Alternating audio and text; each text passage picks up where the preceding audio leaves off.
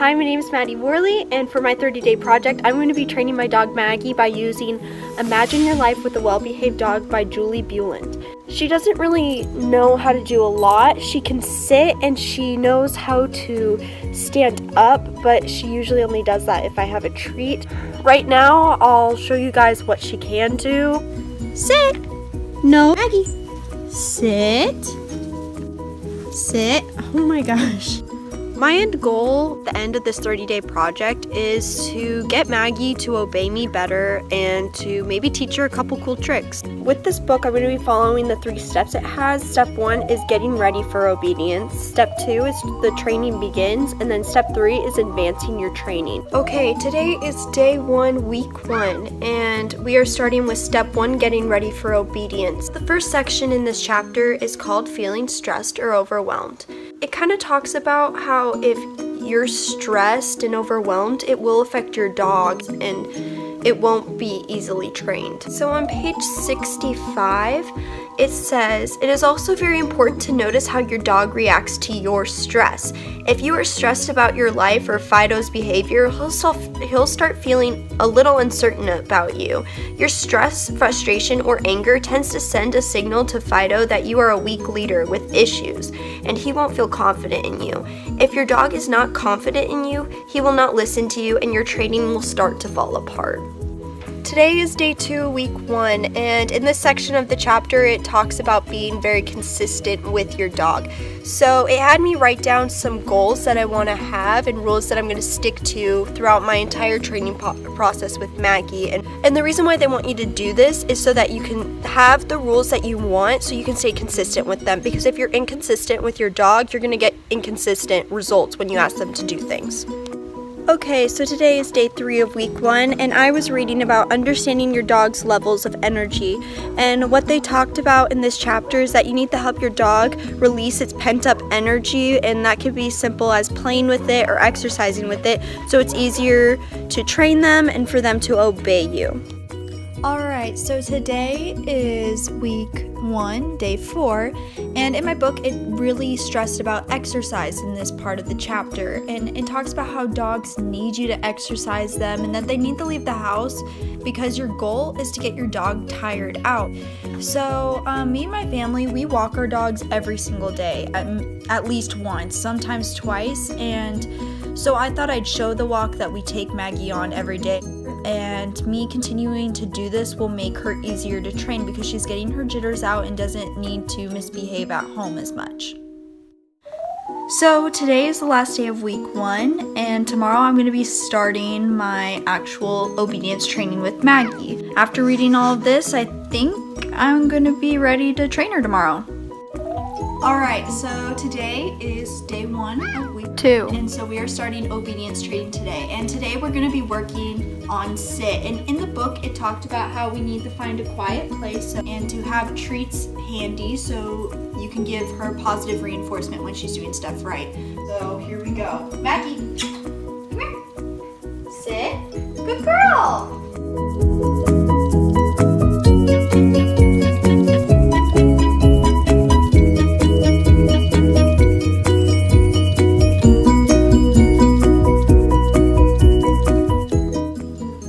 Start to see if I can get her to do it without treats. Alright, so today is day 2 of week 2. So I'm going to continue with the sitting, and towards the end I'm going to start doing stand too.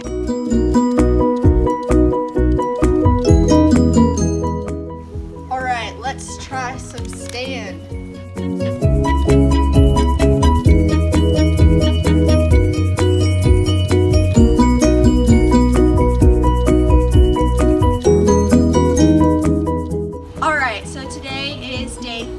Of week 2, and what I'm going to do is I'm going to review sit and stand with Maggie, and then I'm going to try and teach her come.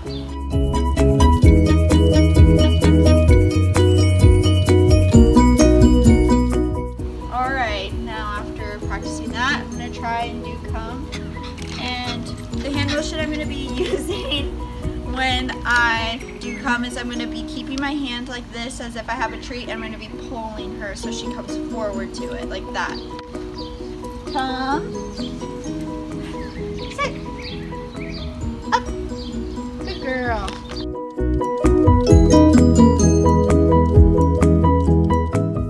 Okay.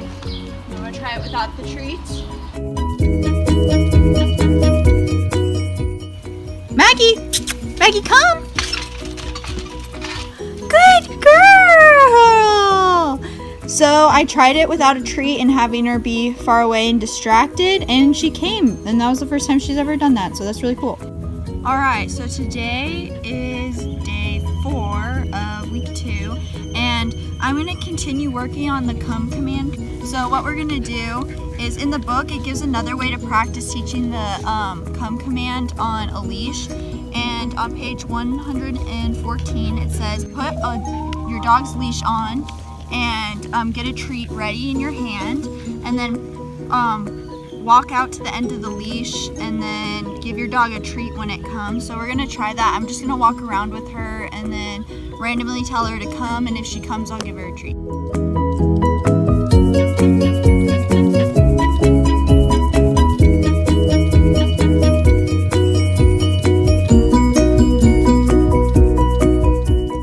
Today's the last day in week 2, and so far I'm really impressed with the results I'm seeing. Maggie's coming when called, she's sitting when I ask her to, and I'm just really excited how much more she's going to improve with week 3 and week 4. Alright, so today is day 1 of week 3, and we are continuing with the training begins. So today we're going to be working on the down command, and on page 108 it says, to begin, tell your dog to sit and praise him when he does. Hold a treat below his head with your hand, resting it on the ground so that you are luring him to reach down and get the treat. So that's what we're going to be doing today. Sit. Down. Good girl! Alright, so I'm just going to keep doing that.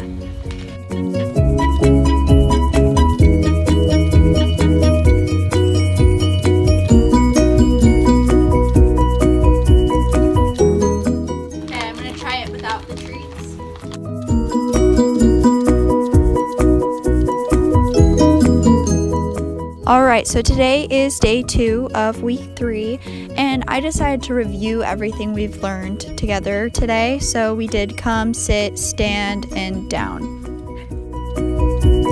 Alright, so today is day 3 of week 3, and we're going to be practicing stay with Maggie. And in the book, it says that down stay is easier for a dog to learn, so I'm going to be doing that before I get to sit stay. Ooh, good girl. Down, sit, down, stay, no, down, stay, good girl.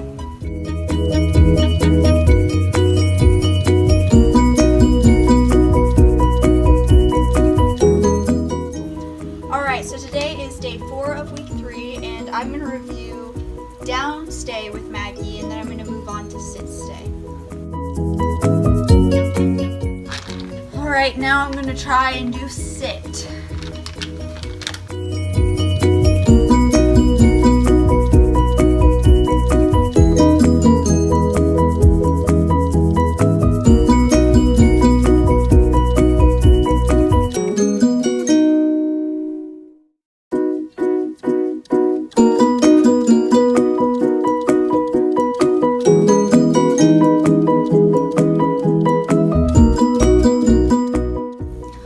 So today is day 5 of week 3, and I thought for our last training day in week 3 we'd play a fun game, because on page 113 it says a great way to start getting your dog to want to come to you is to play hide and seek with him. So me and Maggie are going to play hide and seek. Where is she?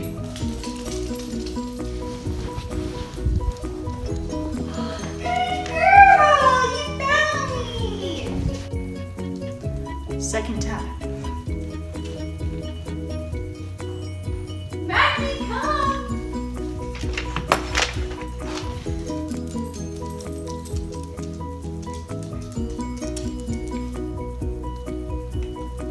You found Alright, I'm gonna go hide now.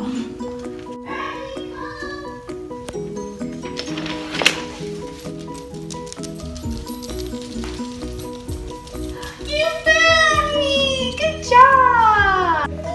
Alright, so today is the last day in week 3, and we had a pretty good week. The only problem we ran into was Maggie would not always come when I asked her to for some reason, but that's kind of why I decided to play the hide and go seek game with her, and it kind of made her remember what that word meant. But other than that, we had a great week, and I'm looking forward to week 4.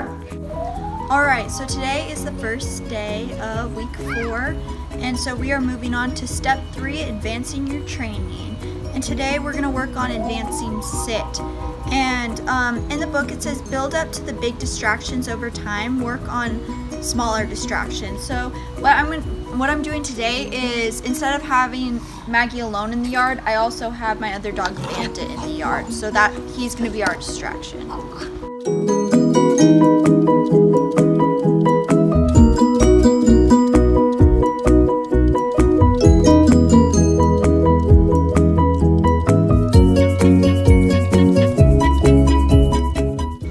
I'm making sure that when I say sit or say her name, that she stops looking at Bandit and that she looks at me.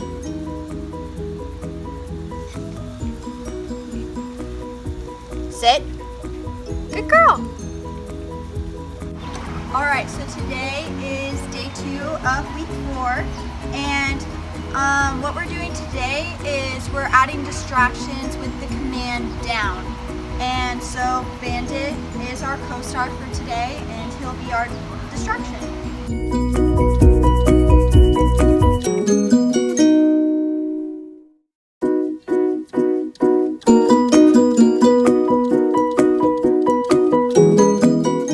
Alright, so today is day 3 of week 4. And what we're advancing today is the stay command. And what they want to do is see how long you could get her to stay and stay. So we're going to find that out.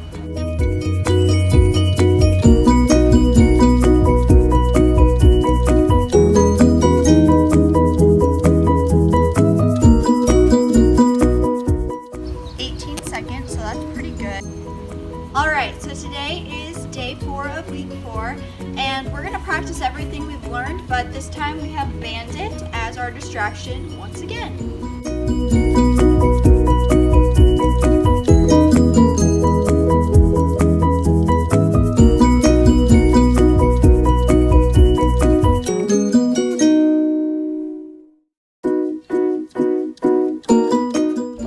Hello, today is the last day in week 4, and I'm honestly really impressed with how well Maggie did adding Bandit as a distraction.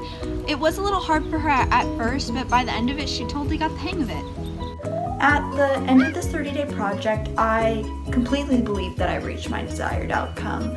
I feel like Maggie is a lot more well-behaved and that she listens to me a lot better. I definitely would say that I achieved what the author intended for anyone that read her book. I feel like Maggie's improved so much since the beginning. I think that my biggest success with this project is getting closer with Maggie, and another success training-wise is she's so good at sitting. Some difficulties we still have are coming and staying, but we'll get there eventually. This wasn't just a project that's gonna last 30 days. This is gonna be a project that lasts my entire time that I have with Maggie. Training your dog, it's whole lifetime. What this project has taught me is there is always hope. I never in a million years would think that Maggie is where she is right now. Overall, I thought this was a great project, and I'm so glad that I did it.